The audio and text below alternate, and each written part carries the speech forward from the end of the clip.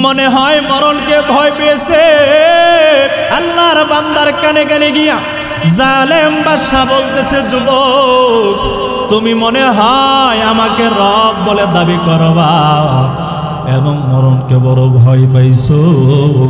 যদি রে যুবক আমি বাদশাকে যদি রব বলে দাবি করো, খোদা বলে যদি দাবি করো, আমার রাজ্যের অর্ধেক রাজ্য তোমারে দান করে দিব। আমার সুন্দরী মেয়ে আছে, তোমার সাথে বিবাহ দিয়ে দিব যদি আমাকে রব বলে দাবি করো। আল্লাহর বান্দা যুবক ডাক দেবরে, জালেম আমি আল্লাহর উপরে ঈমান এনেছি, আল্লাহর পথে থাকবো।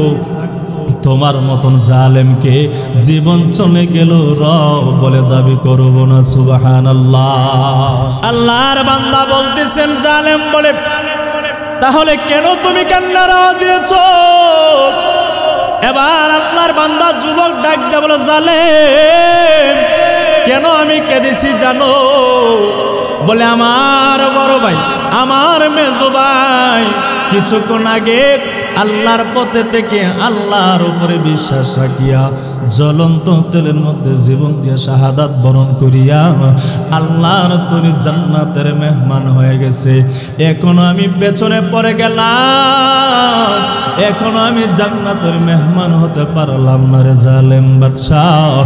এই কারণে আমি কাঁদি। আল্লাহ যদি আমার একটা জীবন না দিয়া যদি 100,000 জীবন যদি দিত, তারপরও আমি যুবকের জানটা আমার আল্লাহর রাস্তায় বিলীন করে দিতাম। এবার জালেম রাগান্বিত হয়ে গেল। কি ভাবছিলাম কি হয়ে গেল? জল্লাদকে আদেশ দিয়ে বলে, জল্লাদ এই যুবককেও এর 2 পায়ের মধ্যে আগুনের তেলের মধ্যে ফেলে দাও। যেই মাত্র ফেলে দিবে, পেছন থেকে উজির ডাক দিয়ে বলে, বাদশাহ আপনি ভুল করবেন না। বলে কেন? বলে যদি আপনি পূর্বের 2 ভাইয়ের মতো যদি তারও যদি আপনি আগুনের মধ্যে এই ডেগের মধ্যে ফেলে দেন, হাজার হাজার মানুষ দেখতেছে, তারা কিন্তু আপনার উপরে ঈমান আনে নাই, আপনার কথা কিন্তু তারা মানে নাই। যদি এই যুবককে যদি মেরে ফেলেন, হাজার হাজার মানুষ আপনার উপরে যে একটা ভয় ছিল, এই ভয়খানা থাকবে না। তারা আপনাকে আল্লাহ খোদা বলে দাবি করবে না। যুবককে আপনি মারবেন না, আমার কাছে দিয়ে দেন, দেখি চলে বলে কৌশলিনী যদি যুবকের ঈমান হরণ করে নিকে আপনাকে রব মানাতে পারি। যে আল্লাহকে মানে হাজার বিপদ আসলেও সে কি আল্লাহ থেকে দূরে সরে যায়? এবার আল্লাহর বান্দা যুবককে শাস্তি না দিয়া একটি নিরিবিলি কামরার মধ্যে ঢুকাইয়া দেয়। আল্লাহর বান্দার সামনে নগ্ন একটা মাইয়া, ওই উজির বান্দার সুন্দরী একটা মাইয়া। আল্লাহর বান্দা যুবক যেই ঘরের মধ্যে তাকে বন্দি কইরা রাখছে, ওই ঘরের মধ্যে সুন্দরী মাইয়াটারও পাঠাইয়া দিছে। মাইয়ারে পাঠানোর সময় বললেন, রে মাইয়া যদি তার ঈমানটা যদি হরণ করতে পারো, তোমার সাথে যদি জিনার কাজে যদি লিপ্ত করতে পারো, বাদশা থেকে বিশাল একটা অ্যামাউন্ট আমরা পাবো। বাদশার কাছে আমার বিশ্বস্ততা আরো বেড়ে যাবে। মেয়ে ডাক দিয়ে বলে, বাবা আপনি টেনশন করবেন না, কিভাবে যুবকের ঈমান হরণ করতে হয় আমার ভালোভাবে জানা আছে। বাংলার জমিনে উলামায়ে কেরামের ঈমান যখন হরণ করতে পারে না, দমাতে পারে না, হকের আওয়াজ দেয়, নারী কেলেঙ্কারি দিয়া উলামায়ে কেরামের চরিত্রের উপরে দাগ দিতে চায়। ঠিক না বাবা? আল্লাহর বান্দা কামরার মধ্যে ঢুকে গেল।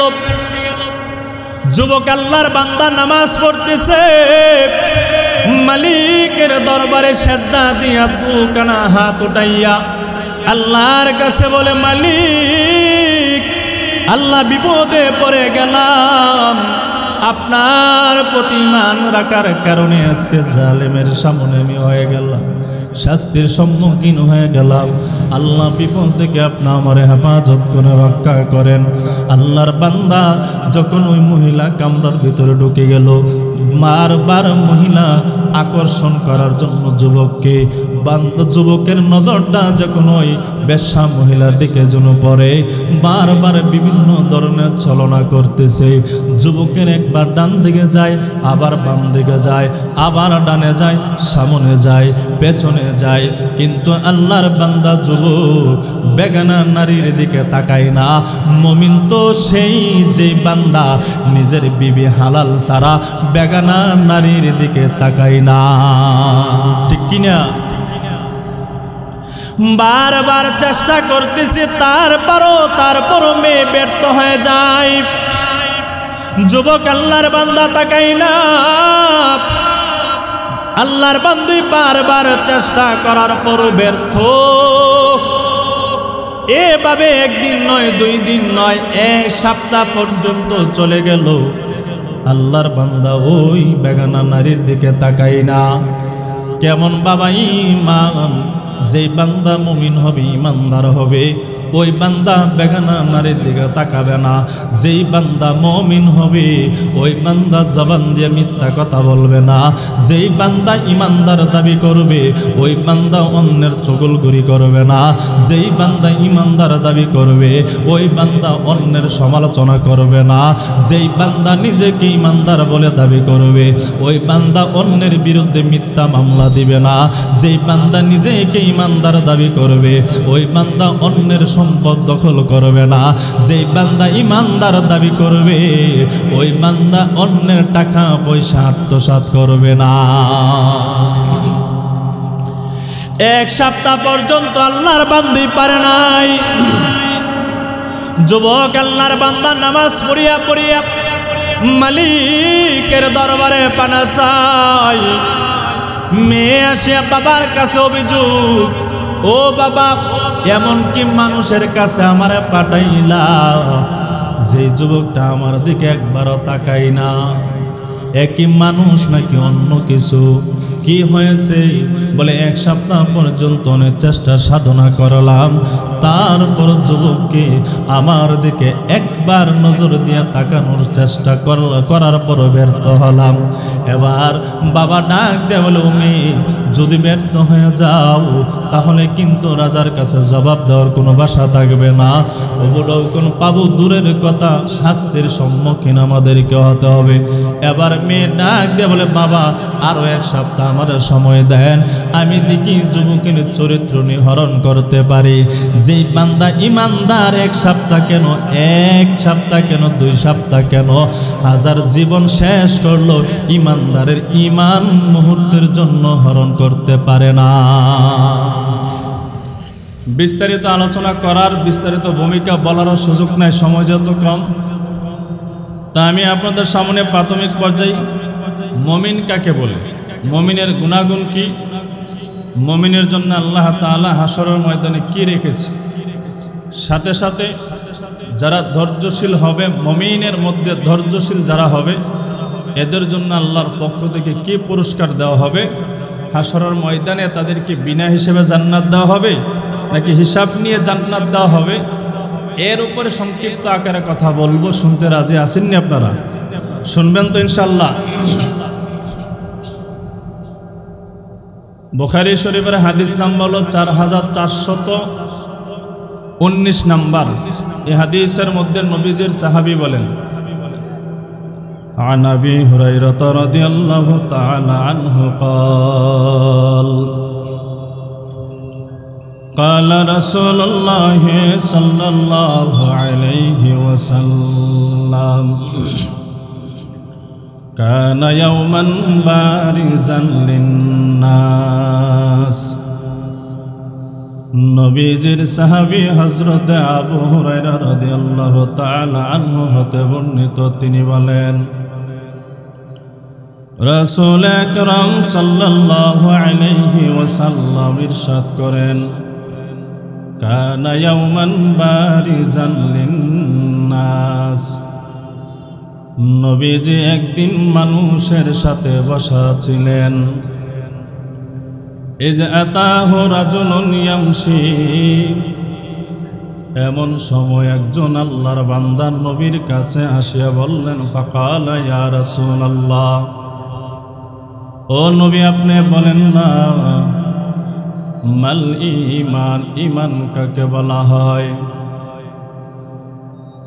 আল্লাহর নবী সাহাবীর প্রশ্নের জবাবে বললেন, আন তুমিনা বিল্লাহি ওয়া মালাইকাতিহি ওয়া রাসূলিহি ওয়া লিকাইহি।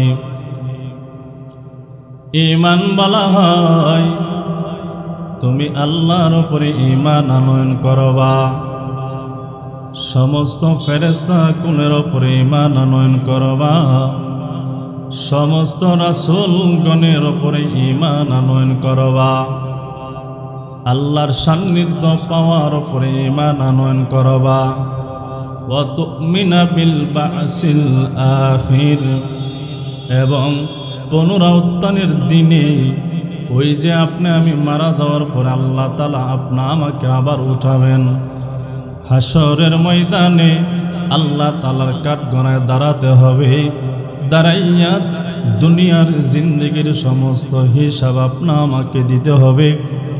নবী বলেন এই পুনরুত্থান দিনের উপরে ঈমান আনা, বিশ্বাস আনা, নবী বলেন ঈমানের অংশ। এরে হবিগঞ্জের মুসলমান,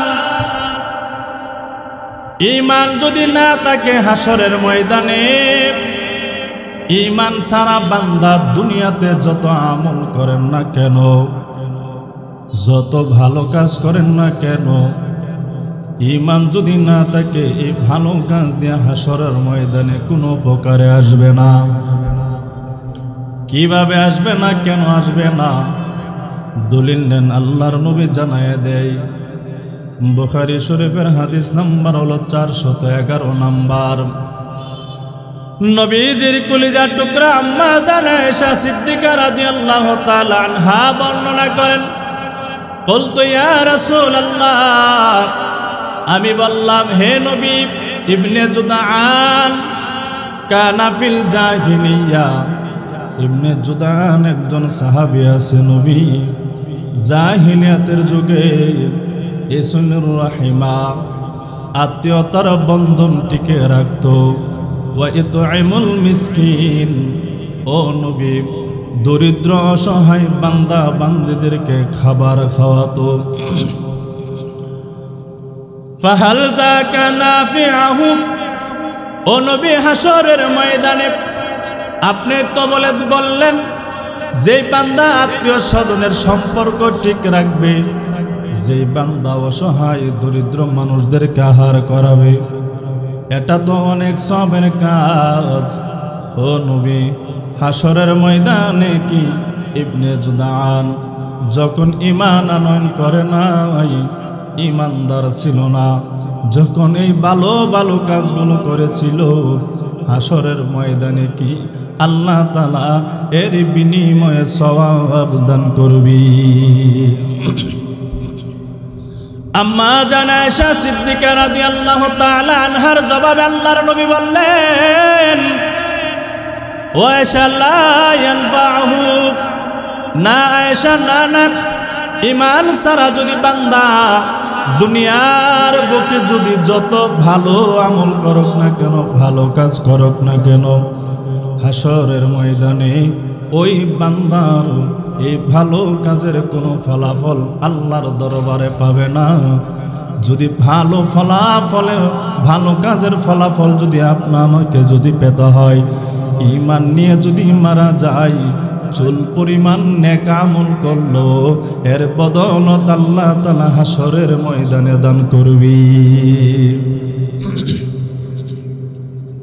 তো ঈমান কেমন একটা দামি আমল, বুখারী শরীফের 25 নম্বর হাদিসের মধ্যে আল্লাহর নবী জানায় দেয়, নবীর সাহাবী আন আবি হুরায়রা রাদিয়াল্লাহু তাআলা আনহু قال قال رسول الله صلى الله عليه وسلم سئل أي العمل أفضل। নবীর সাহাবী হযরত আবু হুরায়রা রাদিয়াল্লাহু তাআলা আনহু বর্ণনা করেন, আল্লাহর নবীকে প্রশ্ন করা হলো, নবী আপনি বলেন না আসমানের নিচে জমিনের উপরে কোন আমলটা সবচেয়ে বড় দামি আমল? সুবহানাল্লাহ। সাহাবী যখন প্রশ্ন করলেন, নবী আপনি বলেন কোন আমলটা সবচেয়ে বড় ভালো, বড় দামি? আল্লাহর নবী প্রশ্নের জবাবে বললেন, ঈমানুন বিল্লাহি ওয়া রাসূলিহি। সাহাবী আসমানের নিচে জমিনের উপরে সবচেয়ে ভালো আমল, দামি আমল হলো আল্লাহর উপরে এবং তার নবীর উপরে ঈমান আনয়ন করা। সুবহানাল্লাহ। ঈমান আনয়ন করা বড় দামি আমল, বড় ভালো আমল। বুখারী শরীফের হাদিস নাম্বার হলো 8। এই হাদিসের মধ্যে নবীর সাহাবী হযরতে আবু হুরায়রা রাদিয়াল্লাহু তাআলা আনহু বর্ণনা করেন। তিনি বলেন, আল্লাহর নবী বলেন, আল ঈমানু বিদ'উ ওয়া সাব'উনা শু'বা ফাআফযালুহা কাওলু লা ইলাহা ইল্লাল্লাহ। আল্লাহর নবী বলেন, ঈমানের শাখা প্রশাখা হলো 70টির অধিক, মানে হলো 77টা ঈমানের শাখা প্রশাখা। এই 77টা ঈমানের শাখা প্রশাখার মধ্যে মুহাদ্দিসিনে কেরাম বলে 30টা ঈমানের শাখা হলো কলবের সাথে, অন্তরের সাথে সম্পর্ক, জবানের সাথে ঈমানের সম্পর্ক হলো 7খানা, বাকি 40টা হলো অন্যান্য অঙ্গ প্রত্যঙ্গের সাথে সম্পর্ক। নবী বলেন ঈমানের শাখা প্রশাখা হলো 70 অধিক 77টা। আল্লাহর নবী বলেন, ফাফজালুহা কাওলু লা ইলাহা ইল্লাল্লাহ। এই 77টা ঈমানের শাখা প্রশাখার মধ্যে দামি একটা বাক্য আছে, দামি একটা শব্দ আছে। সেই বাক্যের নাম, সেই শব্দের নাম হলো লা ইলাহা ইল্লাল্লাহ। ঈমানের শাখা প্রশাখার মধ্যে দামি আমল। নবী বলেন লা ইলাহা ইল্লাল্লাহ ওয়াদনাহা ইমাতাতুল আযা আনিত তরিক। নবী এর পরে বলেন ঈমানের শাখা প্রশাখার মধ্যে নিম্ন শাখা হলো রাস্তার মধ্যে যদি কোনো কষ্টদায়ক যদি বস্তু থাকে, জিনিসপত্র থাকে, রাস্তা থেকে হটায়া দেওয়া। নবী বলেন এটা হলো ঈমানের সর্বনিম্ন শাখা। ওয়াল হায়াউ শু'বাতুল মিনাল ঈমান। নবী আবার বলে দেয় এই হাদিসের শেষ দিকে, লজ্জা হলো ঈমানের অংশ। সুবহানাল্লাহ। এরে মহবীগঞ্জের মুসলমান যুবক ভাই, নবী জানায় দেয় লা ইলাহা ইল্লাল্লাহ এমন একটা দামি কালেমা। এই লা ইলাহা ইল্লাল্লাহ পড়লে কেমন লাভ? বুখারী শরীফের হাদিস নাম্বার হলো 42। এই হাদিসের মধ্যে নবীর সাহাবী আনাস রাদিয়াল্লাহু তাআলা আনহু قال قال رسول الله صلى الله عليه وسلم يخرج من النار। নবীজির সাহাবী হযরত আনাস রাদিয়াল্লাহু তাআলা আনহু বর্ণনা করেন, তিনি বলেন আল্লাহর নবী সরকারে দু আলম রাহমাতুল লিল আলামিন ইরশাদ করেন, ইয়াখরুজু মিনান নার। ওই বান্দাকে জাহান্নামের আগুন থেকে বের করে দেওয়া হবে। কোন বান্দাকে জাহান্নামের আগুন থেকে বের করে দেওয়া হবে? আল্লাহর নবী বলেন, মান ক্বালা লা ইলাহা ইল্লাল্লাহ। যেই বান্দা পড়বে লা ইলাহা ইল্লাল্লাহ ইয়াখরুজু মিনান নার, ওই বান্দাকে জাহান্নামের আগুন থেকে বের করে দেওয়া হবে। সুবহানাল্লাহ। এরপরে আল্লাহর নবী জানায়া দেয়, অফি কলবিহি ওয়াজনু শাঈরাতিন মিন ঈমান। যেই বান্দার অন্তরে, যেই বান্দার কলবে সামান্য পরিমাণ ঈমান থাকবে, গম দানা পরিমাণ ঈমান থাকবে, সরিষা পরিমাণ যে বান্দার অন্তরের মধ্যে ঈমান থাকবে, আল্লাহর নবী জানায়া দেয় ইয়াখরুজু মিনান নার, ওই বান্দাকে জাহান্নামের আগুন থেকে বের করে দেওয়া হবে। সুবহানাল্লাহ। যে বান্দার অন্তরে সামান্য পরিমাণ ঈমান থাকবে, যে বান্দার অন্তরে সরিষা পরিমাণ ঈমান থাকবে, ওই বান্দাকে জাহান্নামের আগুন থেকে বের করে আল্লাহর তৈরি জান্নাত দান করবে। সুবহানাল্লাহ বলতেন না?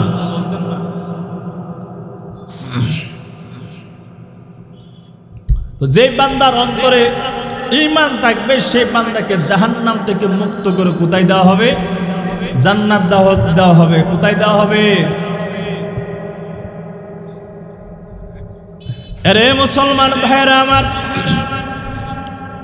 আল্লাহর নবী অন্য হাদিসের মধ্যে জানায়া দেয়, মান ক্বালা লা ইলাহা ইল্লাল্লাহ ফাদাখালাল জান্নাহ, যেই বান্দা পড়বে লা ইলাহা ইল্লাল্লাহ, নবী বলেন ফাদাখালাল জান্নাহ, ওই বান্দাকে জান্নাত দেওয়া হবে। যেই বান্দা পড়বে লা ইলাহা ইল্লাল্লাহ, নবী বলেন ওই বান্দাকে জান্নাত দেওয়া হবে। আপনি আমি নামাজ পড়তে হবে ফরজ, রমজানের রোজা রাখতে হবে ফরজ, মালের যাকাত দিতে হবে ফরজ, পর্দা করতে হবে ফরজ, জানি কিন্তু আপনি আমি পালন করি না। কিন্তু আপনি আমি আল্লাহর প্রতি নবীর প্রতি ঈমান আনয়ন করেছি, লা ইলাহা ইল্লাল্লাহ মুহাম্মাদুর রাসূলুল্লাহ, আল্লাহ ব্যতীত আর কোনো মাবুদ নাই, আল্লাহ ব্যতীত আর কোনো ইলাহ নাই, আর আমাদের নবী হলো মুহাম্মাদুর রাসূলুল্লাহ। দুনিয়ার জিন্দেগি আসার পর দুকাই পড়ে, দুনিয়ার দুকাই পড়ে, নফসের দুকাই পড়ে, টাকা পয়সা গাড়ি বাড়ির দুকাই পড়িয়া আল্লাহর হুকুম ভালোভাবে আপনি আমি মানি নাই, নবীর তরিকা মতো আপনি আমার জীবনটাকে ভালোভাবে পরিচালনা করি নাই।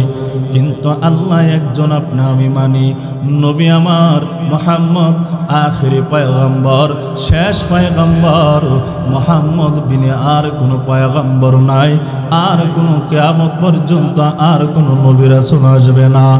আপনি আমি এর উপরে বিশ্বাস করিয়া দুনিয়া ত্যাগ করলাম, আপনি আমি দুনিয়া থেকে ইন্তিকাল করলাম। নবী বলেন ওই বান্দা যদি লা ইলাহা ইল্লাল্লাহ বিশ্বাস করিয়া মৃত্যুর সময় যদি লা ইলাহা ইল্লাল্লাহ যদি পড়িয়া বান্দা যদি মারা যায়, ওই বান্দাকে হাসরের ময়দানে জান্নাত দান করা হবে। ওই লা ইলাহা ইল্লাল্লাহ মুহাম্মাদুর রাসূলুল্লাহ পড়নেওয়ালা বান্দাকে কত বড় জান্নাত দেওয়া হবে। বলে লা ইলাহা ইল্লাল্লাহ পড়নেওয়ালা বান্দা কি আপনা আমার এই ডিস্ট্রিক্ট হবিগঞ্জের জেলার সমনকে জান্নাত দেওয়া হবে? আল্লাহর নবী বলবেন না রে উম্মত, এত বড় জান্নাত দেওয়া হবে না। বলে এর চেয়ে আরো বড় জান্নাত দেওয়া হবে। তাহলে কি সিলেট বিভাগের সমান একটা জান্নাত দেওয়া হবে? নবী বলবেন না রে উম্মত, সিলেট বিভাগের সমানও জান্নাত দেওয়া হবে না, এর চেয়ে আরো বড় জান্নাত দেওয়া হবে। তাহলে কি বাংলাদেশ ছোট ভূখণ্ডের সমানকে একটা জান্নাত দেওয়া হবে? নবী বলবেন না রে উম্মত, না, লা ইলাহা ইল্লাল্লাহ পড়নেওয়ালা বান্দাকে বাংলাদেশের সম পরিমাণ জান্নাত দেওয়া হবে না, এর চেয়ে আরো বড় জান্নাত দেওয়া হবে। তাহলে কি ভারত ভূখণ্ডের সমান কি একটা জান্নাত দেওয়া হবে? নবী বলবেন না না। তাহলে গোটা দুনিয়ার সমান কি একটা জান্নাত দেওয়া হবে? নবী বলবেন না। তাহলে নবী লা ইলাহা ইল্লাল্লাহ মুহাম্মাদুর রাসূলুল্লাহ বলে যেই আপনার উম্মত মারা গেল, কত বড় জান্নাত আল্লাহ তাআলা ওই বান্দাকে হাসরের ময়দানে দান করবে। আল্লাহ বলেন আমার উম্মতের দল যেই বান্দা লা ইলাহা ইল্লাল্লাহ মুহাম্মাদুর রাসূলুল্লাহ বিশ্বাস করিয়া ইন্তেকাল করেছে, আমার আল্লাহ গোটা দুনিয়ার সমান একটা জান্নাত নয়, এমন দুনিয়া একটা নয়, একটা নয়, সব 10টা সম পরিমাণ দুনিয়ার সমান একসাথে করলে যত বড় হবে, লা ইলাহা ইল্লাল্লাহ পড়নেওয়ালা বান্দা কে সম পরিমাণ জান্নাত আমার আল্লাহ দান করে দিবি। যে বান্দা লা ইলাহা ইল্লাল্লাহ মুহাম্মাদুর রাসূলুল্লাহ পড়লো, এর উপরে বিশ্বাস করিয়া মারা গেল, ওই বান্দাকে গোটা দুনিয়ার সমান একটা জান্নাত দেওয়া হবে? বলে না না, এই দুনিয়ার সম পরিমাণ 10টা মিলাইলে যত বড় হবে, হাসরের ময়দানে আল্লাহ তাআলা তত বড় একটা জান্নাত দান করবে। সুবহানাল্লাহ বলতেন না বাবা? এরে মুসলমান ভাইরা রে আমার, এই লা ইলাহা ইল্লাল্লাহ এমন একটা দামি কালেমা, বলে যে বান্দা পড়লো, যেই বান্দা বিশ্বাস করলো, যেই বান্দা বিশ্বাস করে ইন্তেকাল করলো, ওই বান্দাকে জান্নাত দান করা হবে। বাবা আমার, আপনি আমি নিজেকে ইমানদার বলে দাবি করি, আপনি আমি নিজেকে মুমিন বলে দাবি করি, কিন্তু মুখ দ্বারা শুধু স্বীকার করলে হবে না, বাস্তবে তা জমিনের উপরে প্রতিষ্ঠিত করতে হবে, ঠিক না? আবু দাউদ শরীফের হাদিস নাম্বার 4681 নাম্বার। এই হাদিসের মধ্যে নবীর সাহাবী আন আবি উমামা রাদিয়াল্লাহু তাআলা আনহু قال قال رسول الله صلى الله عليه وسلم من حب لله وابغض لله واعطى لله ومنع لله فقد استكمل الايمان। নবী বলেন, চারটা জিনিস যে বান্দার মধ্যে পরিপূর্ণভাবে থাকবে, ফাকাদ ইস্তাকমালাল ঈমান, নবী বলেন তার ঈমানটা পরিপূর্ণ হয়ে যাবে। সুবহানাল্লাহ বলিন একটু। নবীজির সাহাবী হযরতে আবু উমামা রাদিয়াল্লাহু তাআলা আনহু বলেন, আল্লাহর নবী সরকারে দু আলম রাহমাতুল লিল আলামিন বলেন, মান হাব্বা লিল্লাহ, যে বান্দার ভালোবাসাটা আল্লাহর জন্য হবে, দুনিয়া কারো জন্য হবে না। যেই বান্দার ভালোবাসাটা একমাত্র আল্লাহর জন্য হবে, আল্লাহর নবী বলেন ফাকাদ ইস্তাকমালাল ঈমান, ওই বান্দার ঈমানটা পরিপূর্ণ হয়ে যাবে। ওয়া বাগাদা লিল্লাহ, যেই বান্দা কাউকে ভালোবাসবে না, কাউকে ঘৃণা করবে, কাউকে পছন্দ করবে না, কারো সাথে সাক্ষাৎ করবে না, কারো সাথে যোগাযোগ করবে না, এই সাক্ষাৎ না করা, যোগাযোগ না করা, কাউকে না ভালোবাসা, এটাও যদি আল্লাহর জন্য হয়, নবী বলেন ফাকাদ ইস্তাকমালাল ঈমান, তাহলে ওই বান্দা ঈমানটা পরিপূর্ণ হয়ে যাবে। এরপরে আল্লাহর নবী জানায়া দেয়, ওয়া আতা লিল্লাহ, যেই বান্দার দান খয়রাতটা হবে আমার আল্লাহর জন্য, যেই বান্দার দান খয়রাত হবে আল্লাহর জন্য, দুনিয়ার বাহবা পাওয়ার জন্য হবে না, দুনিয়ার নাম কামাইয়ের জন্য হবে না, দুনিয়া থেকে মুবারকবাদ পাওয়ার জন্য হবে না। যদি বান্দার দান খয়রাতটা যদি আল্লাহর জন্য যদি হয়ে যায়, নবী বলেন ফাকাদ ইস্তাকমালাল ঈমান, ওই বান্দার ঈমানটা পরিপূর্ণ হয়ে যাবে। এরপরে আল্লাহর নবী জানায়া দেয়, ওয়া মানা লিল্লাহ, যে বান্দা দানও করবে না, খয়রাতও করবে না, কাউকে উপকারও করবে না, এই না করাটাও যদি মালিকের জন্য হয়ে যায়, মালিক আল্লাহর নবী বলেন ফাকাদ ইস্তাকমালাল ঈমান। আল্লাহর নবী বলেন এই চারটা গুণ যে আমার উম্মতের মধ্যে থাকবে, আমার ওই উম্মতের ঈমানটা পরিপূর্ণ হয়ে যাবে। মুসলিম শরীফের হাদিসের মধ্যে আরেকখানা হাদিস, নবীজির সাহাবী আব্দুল্লাহ আব্বাস ইবনে আব্দুল মুত্তালিব রাদিয়াল্লাহু তাআলা আনহু বর্ণনা করেন, তিনি বলেন আল্লাহর নবী বলেন যাকা তু'মাল ঈমান, ওই বান্দার ঈমানটা পরিপূর্ণ হয়ে গেল, ওই বান্দার ঈমানটা পরিপূর্ণ হয়ে গেল, ওই বান্দা ঈমানের স্বাদ আস্বাদন করতে পেরেছে। বলে কোন বান্দা ঈমানের স্বাদ আস্বাদন করতে পেরেছে? আল্লাহর নবী বলেন মান রাদিয়া বিল্লাহি রাব্বা ওয়া বিল ইসলামি দীনা ওয়া বি মুহাম্মাদিন রাসূলা, যেই বান্দার মধ্যে তিনটা গুণ পাওয়া যাবে, যেই বান্দার মধ্যে তিনটা বৈশিষ্ট্য পাওয়া যাবে, ওই বান্দাই ঈমানের স্বাদ আস্বাদন করতে পেরেছে। সুবহানাল্লাহ। এক নাম্বার আল্লাহর নবী জানায়া দেয় মান রাদিয়া বিল্লাহি রাব্বা, যে আমার উম্মত আল্লাহকে রব পায়া খুশি হয়ে গেল, অবিল ইসলামি দীনা, দ্বিতীয় নাম্বার হলো ইসলামকে দিন পায়া যে বান্দা খুশি হয়ে গেল, অবি মুহাম্মাদিন রাসূলা, আর যে আমার উম্মত আমি মুহাম্মদকে রাসূল পাইয়া বড় খুশি হয়ে গেল, আল্লাহর নবী বলেন যাকা তু'মাল ঈমান, আমার ওই উম্মত ঈমানের স্বাদ আস্বাদন করতে পেরেছে। সুবহানাল্লাহ। ঈমান এমন একটা দামি সম্পদ, এমন একটা দামি মূল্য। ওই পূর্বের যুগে, প্রাচীন যুগে মুসা পয়গম্বরের জামানায় 3 ভাই মুসা পয়গম্বরের উপরে ঈমান আনয়ন করে, ঈমানের উপরে থেকে আল্লাহর বান্দা গুলো আমল করে, আবার অন্যান্য মানুষদেরকেও মুসা পয়গম্বরের দিনের মানুষদেরকে দাওয়াত দেয়। দাওয়াত দিতেছে জালেম বাদশার এলাকায় যেই মাত্র দাওয়াত দেয়, জালেম বাদশার কান বরাবর সংবাদটা পৌঁছে যায়। 3 জন আল্লাহর বান্দা ঈমানদার, তারা মুসা পয়গম্বরের উপরে ঈমান আনয়ন করেছে। আপনাকে রব বলে দাবি করে না, আপনাকে খোদা বলে দাবি করে না, মুসা পয়গম্বরের দিনের দাওয়াত দেয়, আর তারা এক আল্লাহ বিশ্বাসী। এবার ওই দেশের রাজা বাদশা 3 ভাইকে গ্রেফতার করার জন্য সেনাবাহিনী পাঠাইয়া দিল। 3 ভাই যখন জানতে পারল, বাদশা তাদেরকে গ্রেফতার করিয়া রাজ্যের মধ্যে নিয়ে যাওয়ার জন্য বলল। আল্লাহর বান্দা 3 জন এই দেশ ছাড়িয়া অন্য কোথায় চলে যাবে, সেখানে গিয়ে তারা নিরিবিলি আমল করবে, দিনের দাওয়াত দেবে। যেই মাত্র 3 ভাই যাবে, রাস্তার মধ্যে যাওয়ার সময় সরকারের সেনাবাহিনী তাদেরকে গ্রেফতার করিয়া রাজ্যের মধ্যে নিয়ে যায়। রাজার সামনে যখন নিয়ে যায়, রাজা ডাক দেয়া বলে, তোমরা কি আমারে খোদা বলে দাবি করো না, মাবুদ বলে দাবি করো না?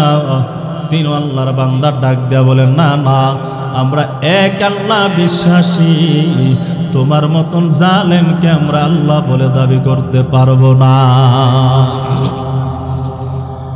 এবার ওই রাজা ডাক দেয়া বলে, যদি আমাকে যদি খোদা বলে দাবি না করো, মাবুদ বলে যদি দাবি না করো, তাহলে তোমাদেরকে আজকে কঠিন শাস্তি দেওয়া হবে। 3 ভাই বলে, আল্লাহর উপরে ঈমান আনয়ন করেছি, এক রব বলে একজনকে দাবি করি, তিনি আমাদের আল্লাহ। আল্লাহর উপরে ঈমান আনতে গিয়া যদি শাস্তির সম্মুখীন হতে হয়, তারপর শাস্তির সম্মুখীন হব, কিন্তু আল্লাহকে ছাড়া অন্য কাউকে রব দাবি করা যাবে না, ঠিক কিনা? এবার জালেম বাদশা জল্লাদকে হুকুম দেয়, এ জল্লাদ, গর্ত বানাও, গর্ত বানায়া গর্তের মধ্যে লাকড়ি দাও, এই লাকড়ির মধ্যে আগুন জ্বালাও, আর আগুন জ্বালানোর পর এই লাকড়ির উপরে, গর্তের উপরে বিশাল একটা ডেক বসায়া দাও, ডেকের মধ্যে তেল ছেড়ে দাও। তেল ছেড়ে দেওয়ার পর যখন উত্তপ্ত হয়ে গেল, তেলখানা অনেক গরম হয়ে গেল, এবার 3 ভাইকে রাজা ডাক দেয়া বলে, ও যুবকেরা, তোমাদের যৌবন আছে, অনেক জীবন আছে, আনন্দ করার সময় আছে, ঈমান ছেড়ে দাও, আমি বাদশাকে খোদা বলে দাবি করে নাও। 3 আল্লাহর বান্দা জবাব দিয়া বলে, না না, একমাত্র ঈমান এনেছি আল্লাহর উপরে, আল্লাহ আমাদের রব, আল্লাহ আমাদের রিজিক দাতা, পালন কর্তা, হায়াতের মালিক, মওতের মালিক। এবার রাজা রাগান্বিত হইয়া 3 ভাইয়ের মধ্যে বড় ভাইকে জল্লাদকে আদেশ দিয়া বলে, জল্লাদ, তাদের মধ্য থেকে বড় ভাইকে ডেকের মধ্যে ফেলে দাও। জালেম বাদশা বড় ভাইকে আগুনের মধ্যে ফেলে দেয়। ফেলে দিতে সময় হয়, বড় ভাই তেলের মধ্যে পড়ে সাথে সাথে ভস্ম হয়ে যেতে সময় হয় না। জালেম বাদশা আবার ডাক দেয়া বলো, যুবকেরা, এখনো সময় আছে, ঈমানটা ছেড়ে দাও, আমি বাদশাকে তোমরা রব খোদা বলে দাবি করে নাও। কিন্তু আল্লাহর বান্দারা জবাব দেয়, বড় ভাই তেলের মধ্যে পড়ে শাহাদাত বরণ করেছে, শহীদ হয়ে গেছে, আমরা বড় ভাইয়ের রাস্তায় থাকবো, তোমার মতন জালেমকে আমরা রব বলে দাবি করব না। এবার জালেম জল্লাদকে আদেশ দেয়, দ্বিতীয়জন মেজজন কই তেলের মধ্যে ডেকের মধ্যে ফেলে দাও। দ্বিতীয় জনকে তেলের মধ্যে ফেলে দেওয়া হয়। আল্লাহর বান্দাও ডেগের মধ্যে পড়ে তেলের মধ্যে পড়ে বর্ষ হয়ে যায়। এবার ছোট ভাই 3 নম্বর আল্লাহর বান্দা চক্ক বাসায় বাসায় কান্নার আওয়াজ দিতেছে। জালেম বাদশা মনে মনে ভাবতেছি, মনে হয় আমাকে রব বলে দাবি করবে, মনে হয় মরণকে ভয় পেয়েছে। আল্লাহর বান্দার কানে কানে গিয়া জালেম বাদশা বলতেছে, যুবক তুমি মনে হয় আমাকে রব বলে দাবি করবা এবং মরণকে বড় ভয় পাইছো। যদি রে যুবক ছেড়ে দাও, আমি বাদশাকে যদি রব বলে দাবি করো, খোদা বলে যদি দাবি করো, আমার রাজ্যের অর্ধেক রাজ্য তোমারে দান করে দিব। আমার সুন্দরী মেয়ে আছে, তোমার সাথে বিবাহ দিয়ে দিব যদি আমাকে রব বলে দাবি করো। আল্লাহর বান্দা যুবক ডাক দেবরে, জালেম আমি আল্লাহর উপর ঈমান এনেছি, আল্লাহর পথে থাকবো। তোমার মতন জালেমকে জীবন চলে গেল রব বলে দাবি করব না। সুবহানাল্লাহ। আল্লাহর বান্দা বলতেছেন, জালেম বলে তাহলে কেন তুমি কান্নার আওয়াজ দিয়েছো? এবার আল্লাহর বান্দা যুবক ডাক দিয়ে বলে, জালেম কেন আমি কেঁদেছি জানো? বলে আমার বড় ভাই, আমার মেজো ভাই কিছুক্ষণ আগে আল্লাহর পথে থেকে আল্লাহর উপরে বিশ্বাস রাখিয়া জ্বলন্ত তেলের মধ্যে জীবন দিয়ে শাহাদাত বরণ করিয়া আল্লাহর তৈরি জান্নাতের মেহমান হয়ে গেছে। এখনো আমি পেছনে পড়ে গেলাম, এখনো আমি জান্নাতের মেহমান হতে পারলাম না রে জালেম বাদশাহ। এই কারণে আমি কাঁদি, আল্লাহ যদি আমার একটা জীবন না দিয়া যদি 100,000 জীবন যদি দিত, তারপরও আমি যুবকের জানটা আমার আল্লাহর রাস্তায় বিলীন করে দিতাম। এবার জালেম রাগান্বিত হয়ে গেল, কি ভাবছিলাম কি হয়ে গেল। জল্লাদকে আদেশ দিয়ে বলে, জল্লাদ এই যুবককেও এর 2 পায়ের মধ্যে আগুনের তেলের মধ্যে ফেলে দাও। যেই মাত্র ফেলে দিবে, পেছন থেকে উজির ডাক দিয়ে বলে, বাদশাহ আপনি ভুল করবেন না। বলে কেন? বলে যদি আপনি পূর্বের 2 ভাইয়ের মতো যদি তারও যদি আপনি আগুনের মধ্যে এই ডেগের মধ্যে ফেলে দেন, হাজার হাজার মানুষ দেখতেছে, তারা কিন্তু আপনার উপরে ঈমান আনে নাই, আপনার কথা কিন্তু তারা মানে নাই। যদি এই যুবককে যদি মেরে ফেলেন, হাজার হাজার মানুষ আপনার উপরে যে একটা ভয় ছিল, এই ভয়খানা থাকবে না, তারা আপনাকে আল্লাহ খোদা বলে দাবি করবে না। যুবককে আপনি মারবেন না, আমার কাছে দিয়ে দেন, দেখি চলে বলে কৌশলিনী যদি যুবকের ঈমান হরণ করে নিকে আপনাকে রব মানাতে পারি। যে আল্লাহকে মানে হাজার বিপদ আসলেও সে কি আল্লাহ থেকে দূরে সরে যায়? এবার আল্লাহর বান্দা যুবককে শাস্তি না দিয়া একটি নিরিবিলি কামরার মধ্যে ঢুকাইয়া দেয়। আল্লাহর বান্দার সামনে নগ্ন একটা মাইয়া, ওই উজির বান্দার সুন্দরী একটা মাইয়া। আল্লাহর বান্দা যুবক যেই ঘরের মধ্যে তাকে বন্দি কইরা রাখছে, ওই ঘরের মধ্যে সুন্দরী মাইয়াটারও পাঠাইয়া দিছে।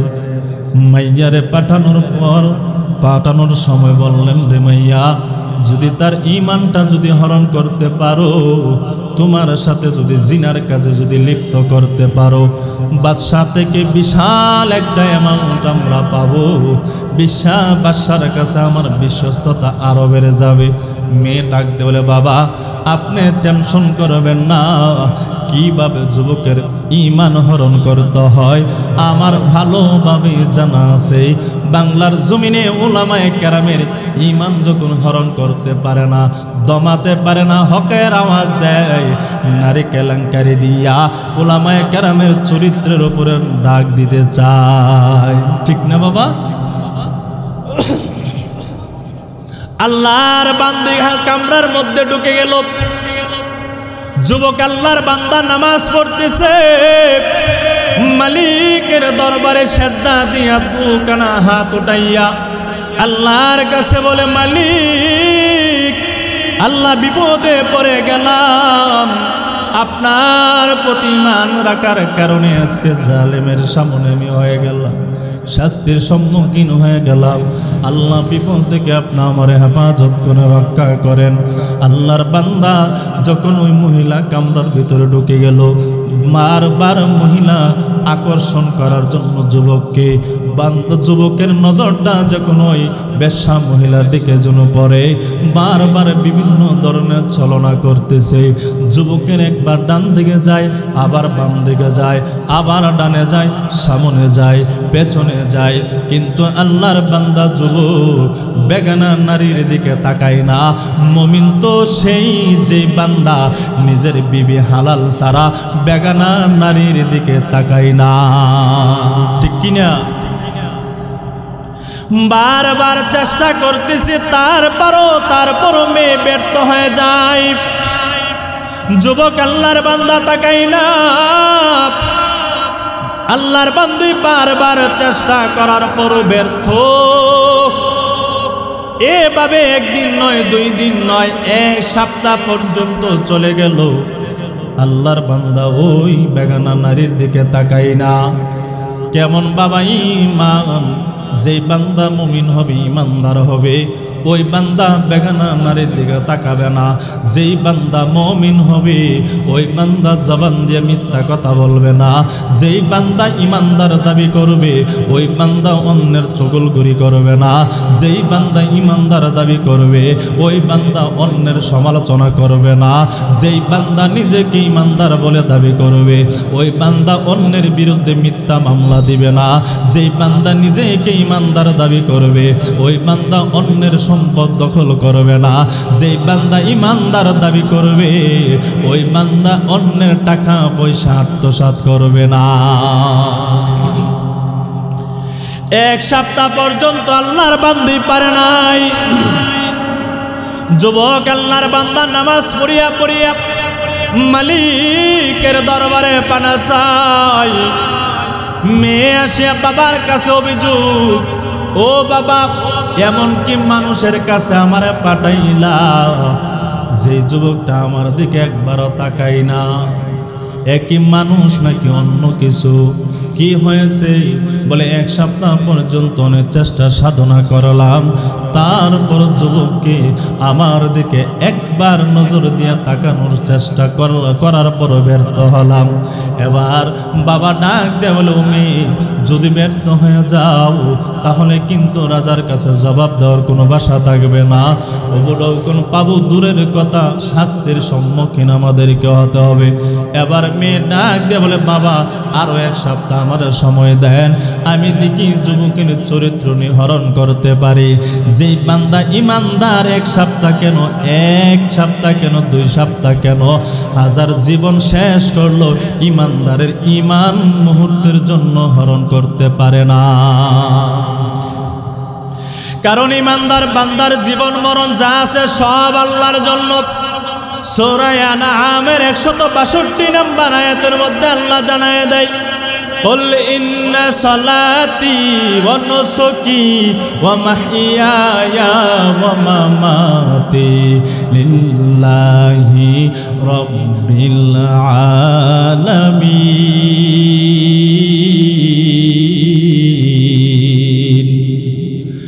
ওগো পয়গম্বর, দুনিয়ার মানুষকে আপনি বলে দেন, নিশ্চয় আপনি বলেন আপনার নামাজ, আপনার কুরবানি, আপনার জীবন, আপনার মরণ, যা কিছু আছে সবগুলো হলো আল্লাহর জন্য। এরে হবিগঞ্জের মুসলমান, নবীর জীবন, নবীর মরণ, নবীর নামাজ, নবীর কোরবানি যদি আল্লাহর জন্য হয়, তাহলে আপনা আমার জীবন, আপনা আমার মরণ, আপনা আমার নামাজ, আপনা আমার কোরবানি, আপনা আমার বিয়ে শাদী, আপনা আমার লেনদেন আল্লাহর জন্য হবে নাকি দুনিয়াকার জন্য হবে? কথা বলেন, কার জন্য? বলেন, আরো জোর আওয়াজ দিয়ে বলেন, কার জন্য? আল্লাহর জন্য হবে। মুমিনের জীবন, মুমিনের মরণ, মুমিনের নামাজ, মুমিনের পর্দা, মুমিনের যা কিছু আছে টোটাল সবগুলো একমাত্র আল্লাহর জন্য হতে হবে। আল্লাহ ছাড়া ভিন্ন কারোর জন্য হতে পারবে না। হতে যদি হয় মুমিনের যা কিছু আছে টোটাল একমাত্র কার জন্য হবে? আরো জোরে আওয়াজ দেয়া বলেন, কার জন্য? আল্লাহ তাআলা রাব্বুল আলামিন যেন আমাদের সব ভাইয়ের নামাজ, কুরবানি, জীবন, মরণ যা কিছু আছে টোটাল লেনদেন, বিয়ে শাদী, ব্যবসা বাণিজ্য থেকে যা কিছু আছে সব যেন একমাত্র আল্লাহর জন্য হয়। আল্লাহ তাআলা কবুল করে সকলে বলে আমিন।